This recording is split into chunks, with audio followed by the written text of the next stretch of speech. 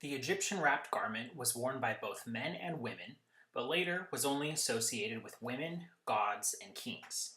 Here, the garment is wrapped from behind, over the shoulders, and tied in a knot in the middle of the body. This Egyptian draped gown is from the New Kingdom time period. It's worn with a wraparound cloak and tied sashes. As society evolved, dress was one means of displaying personal power, dignity, or wealth. This is a garment typical of Cretan women. Bodices were fitted and fastened beneath the breast, leaving the chest exposed.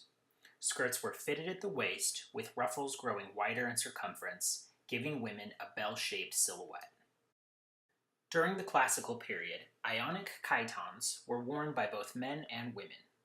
Modeled by women, the garment was full length, with longer sleeves, fastened with many small brooches up the arms and shoulders. Worn by women in the late classical period, Hellenistic chitons were also full length, but fit closer to the body with a belt just below the bosom.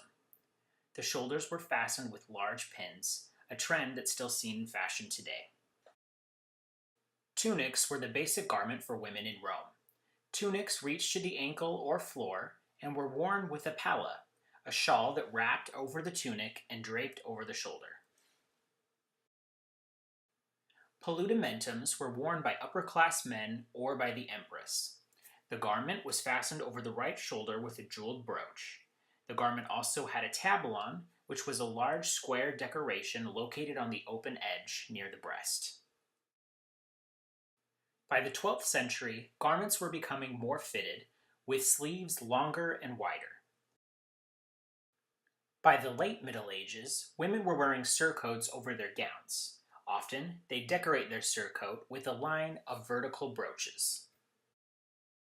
Gradually, surcoats were becoming more fitted, and the bodice of gowns more low-cut. The neck of this one develops into a deep V, with a modesty piece placed across the bodice and under the V. During the Italian Renaissance, low-cut square necklines were popular, as well as wide, puffy sleeves and shoulders. During the Northern Renaissance, tall standing collars with ruffled edges were popular, and like the Italian Renaissance, sleeves became bigger